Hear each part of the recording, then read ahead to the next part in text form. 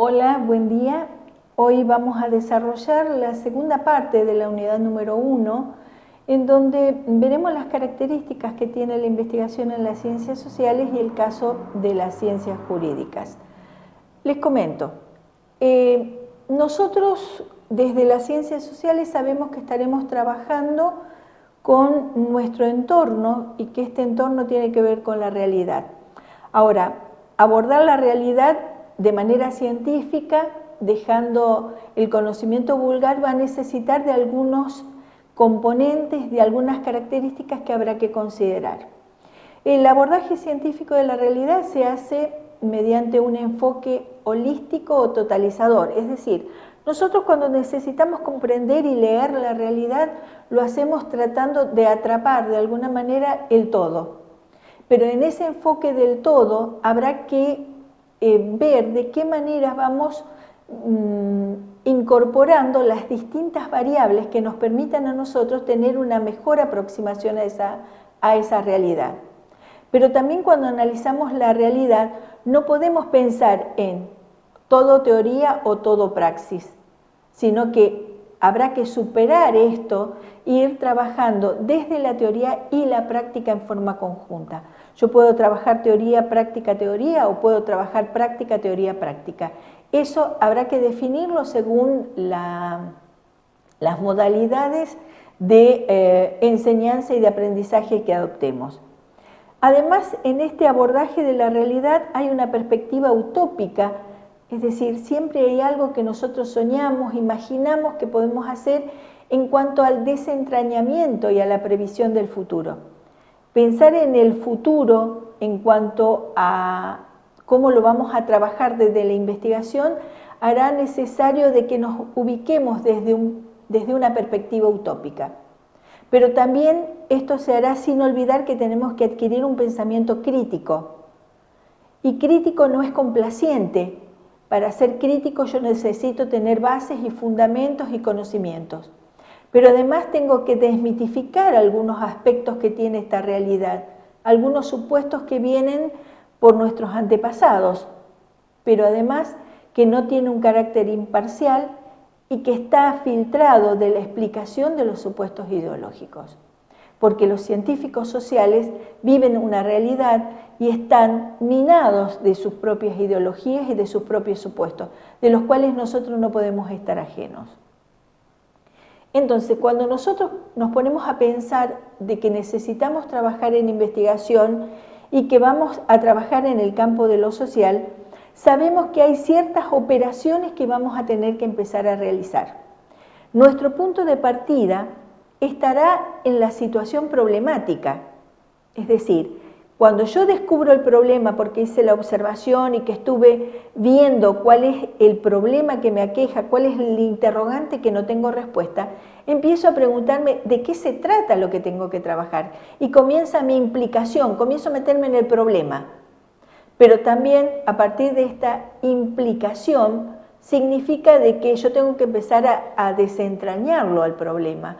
Necesito ver cuáles son sus aspectos.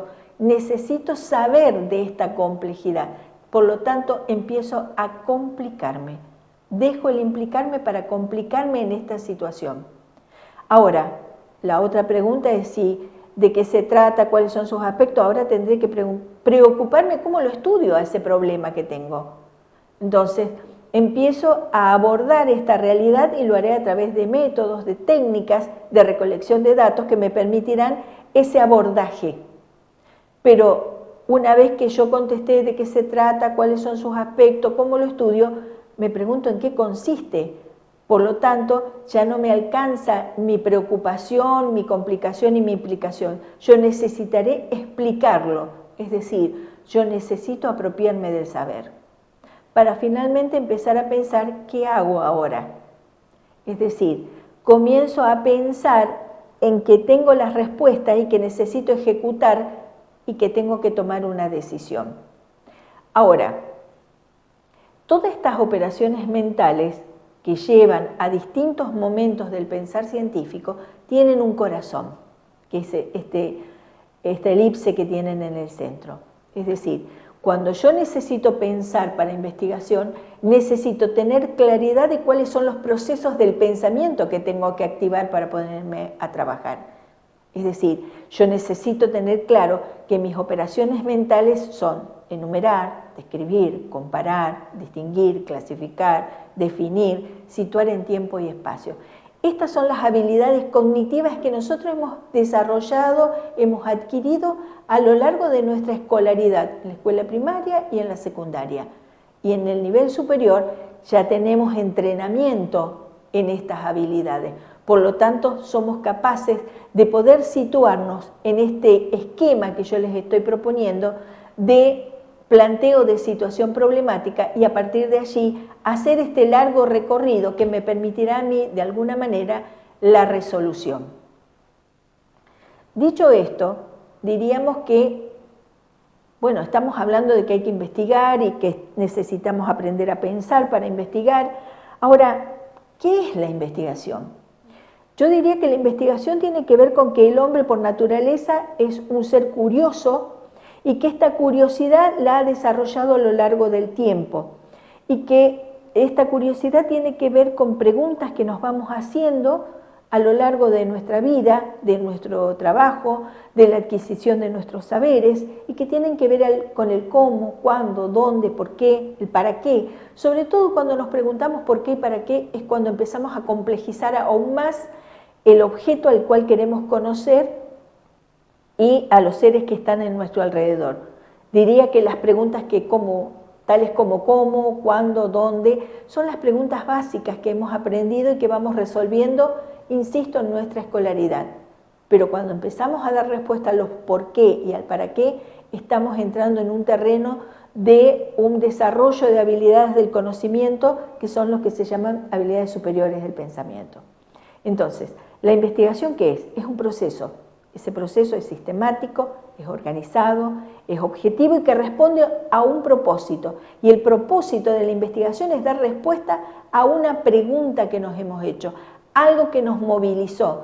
Por lo tanto, esa pregunta tendrá una hipótesis, un supuesto de explicación de nuestro problema.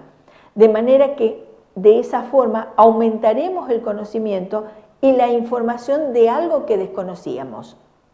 La investigación, por lo tanto, la entenderemos como una actividad sistemática que me permite obtener, mediante la observación, la experimentación, las informaciones y los conocimientos, acceder a un campo que tiene que ver con la ciencia y la tecnología. Es decir, la investigación como proceso sistemático necesariamente va ligada al interrogante, a la curiosidad del hombre. Ustedes me dirán, bueno, pero en el campo de las ciencias jurídicas no hay mucha experiencia. Nosotros estuvimos rastreando estas cuestiones de qué es lo que pasa en nuestra realidad, porque ese es el contexto en el que nosotros trabajamos, nuestra realidad local. ¿Qué pasa en el centro chaqueño? ¿Qué pasa en la ciudad de Presidencia Roque Sáenz Peña, donde está la universidad? ¿Hay desarrollo de conocimiento jurídico, de investigaciones jurídicas, por ejemplo, de cómo la aprendemos, de cómo la enseñamos, de cómo es la historia, cómo ha sido a lo largo del tiempo el desarrollo del campo jurídico en Presidencia Roque Sáenz Peña? Esas son preguntas que podríamos hacernos y que nos llevarían a el desarrollo de una investigación, con los cuales los dejo pensando porque estaría bueno poder trabajar en un tipo de esta temática para hacer investigación desde la universidad. Piénsenlo. Ahora, cuando nosotros trabajamos en las ciencias sociales y hacemos investigación, aquellos que tenemos un poco de experiencia en esto, sabemos que tenemos que tomar ciertos recaudos. Hay algunas advertencias que hay que tenerlas presentes a la hora de hacer investigación en ciencias sociales. Una de ellas es el compromiso. Este compromiso que no tiene nada que ver con un matrimonio, pero sí que tiene que ver que para la investigación necesito estar allí. Yo necesito conocer lo que voy a investigar. Necesito conocer esa trama local, ese entramado de relaciones donde yo pienso trabajar. Pero solo podremos conocer esto en la medida que podamos separarnos del objeto, es decir, en la medida en que yo, investigador, tomo distancia con el objeto al cual yo quiero conocer. Porque si yo no tomo distancia con ese objeto al que quiero conocer, voy a tener algunos problemas porque me puedo implicar emocionalmente, por ejemplo, con ese objeto a conocer. Porque acuérdense que nosotros estamos trabajando con un objeto que habla, que está con otros. Entonces, ese objeto tiene emociones y yo tengo que desligarme de esas emociones a la hora de trabajar. Cuando el investigador cuenta más que del sujeto investigado, se puede afirmar que ese investigador se encuentra comprometido. Ahora, también ese compromiso de estar allá tiene que estar mediado por el distanciamiento. ¿Por qué? Porque la distancia entre el investigador y el objeto a ser conocido favorece la reflexión y por lo tanto yo puedo tomar o elaborar mejores acciones para adaptarme a la situación a investigar. Este distanciamiento no tiene nada que ver con una distancia física, me sitúo 1 metro o 2 metros del objeto. Hace falta para distanciarme que yo controle mis emociones, porque si no estaremos inmersos en esa situación en la que yo me estoy involucrando. El otro elemento a tener en cuenta es la objetivación. Cuando nosotros hablamos de objetivar, inmediatamente tendremos que remitirnos a sociólogos como Bourdieu, Chamboredón y Passerón, quienes sostienen la idea de prevenir contra la ilusión del saber inmediato que genera la familiaridad con el mundo social. ¿Qué quiere decir esto? Que nosotros necesitamos habernos distanciado con este objeto y de que de alguna manera tenemos que esforzarnos para llegar a que nuestro objetivo de objetivación debe estar aplicado para realizar efectivamente una ruptura. Nosotros debemos revisar, digamos, la utilidad que le damos a esta investigación y a este objeto. Es muy difícil convertir el objeto de investigación, es decir, yo quiero trabajar sobre la historia jurídica de Presidencia Roque Sáenz Peña. Yo tengo que de alguna manera tomar distancia, tiene que haber un compromiso, tengo que estar allí en esto, pero también tengo que tener claro que aún teniendo conocidos y sabiendo algunas cuestiones, tengo que tratar de convertir a ese campo de conocimiento en un objeto a ser conocido, que no es lo mismo. Es decir, yo tengo que tener claro que tengo que acceder a ese objeto, que lo tengo que conocer, que lo tengo que escudriñar. También Bourdieu y Passerón hacen referencia a que no se limita a un análisis a la ruptura con el sentido común, sino que cuestionan las ciencias, sobre todo las ciencias sociales, que no logran romper con algunas tradiciones teóricas. Entonces, habrá que pensar que la objetivación es un proceso continuo de rupturas, que hay un trabajo con el sentido común, con las tradiciones disciplinares, con los métodos y con el propio investigador. Ustedes me dirán, bueno, pero todo esto tenemos que ir haciendo a medida que vamos investigando. Sí, son los a priori que yo tengo que tener en cuenta. Yo sé que tengo que tomar distancia con ese objeto y que esa distancia no es ni de 1 metro ni de 2, sino que mi distanciamiento hace referencia a que no debo involucrarme emocionalmente con mi objeto a estudiar, que ese campo que yo quiero trabajar lo tengo que convertir en un objeto a ser conocido y por lo tanto cada tanto yo tengo que ir rompiendo con algunas tradiciones y con algunos a priori que tengo. Pero también me cabe el beneficio de la duda. Bourdieu es aquel que hace referencia a esta cuestión de la duda radical y que considera que es poner en tela de juicio lo aprendido como parte de la socialización. Yo todo lo que aprendo lo tengo que poner en duda.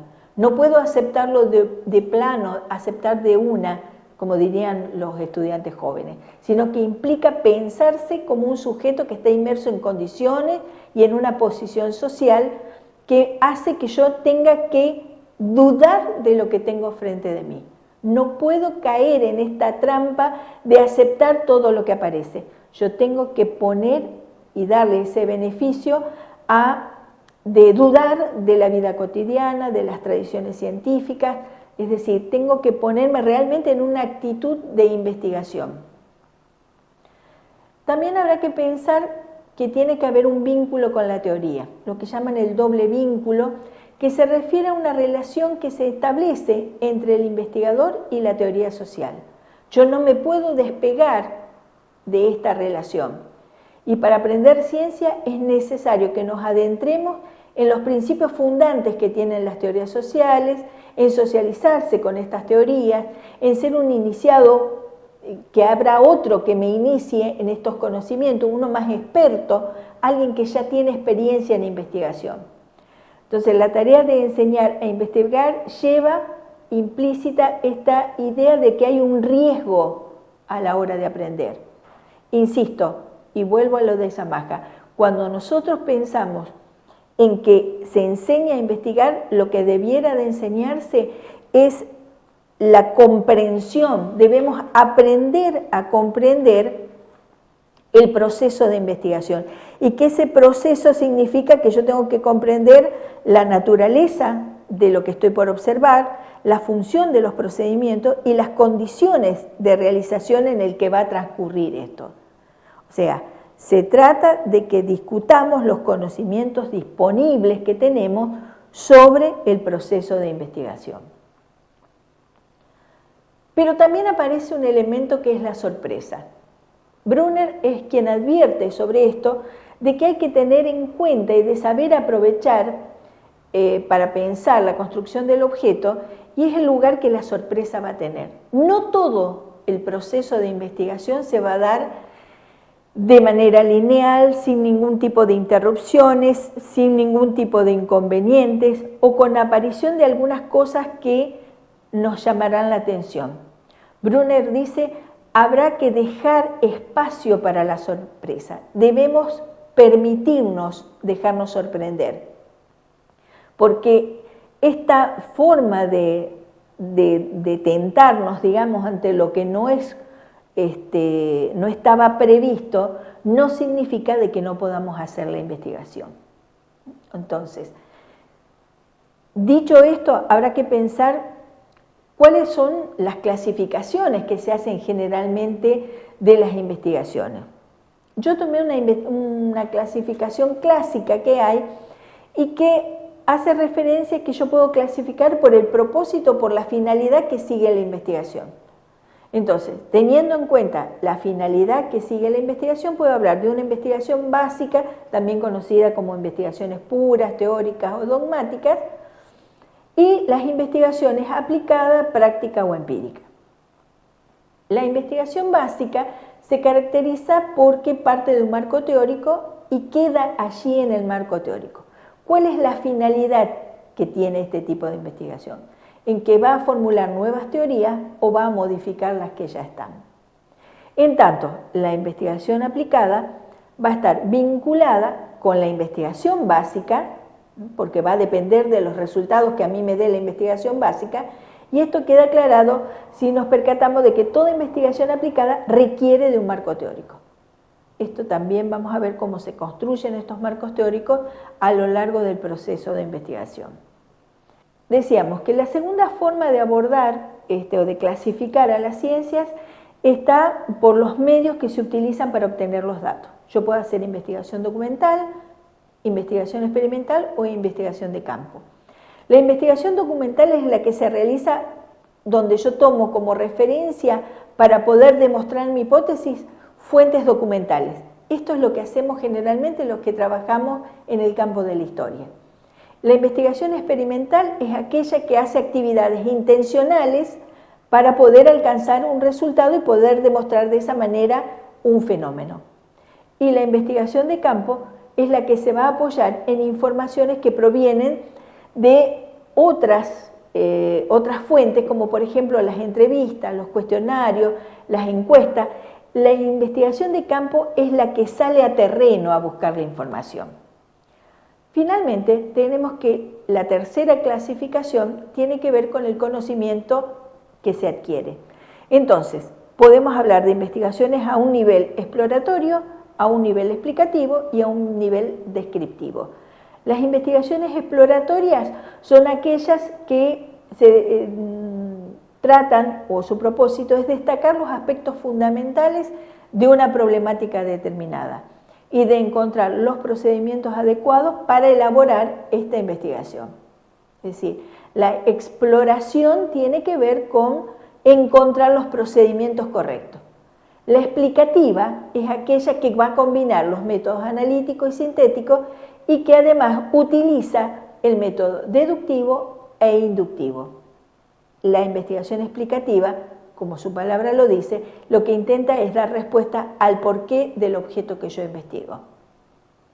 En tanto que las investigaciones que se sitúan en el nivel descriptivo son las que utilizan el método de análisis, toman un objeto de estudio o una situación concreta y señalan las características y las propiedades.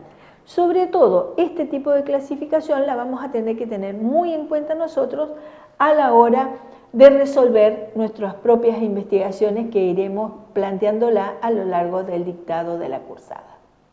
Esto es todo de la segunda parte de la unidad número 1.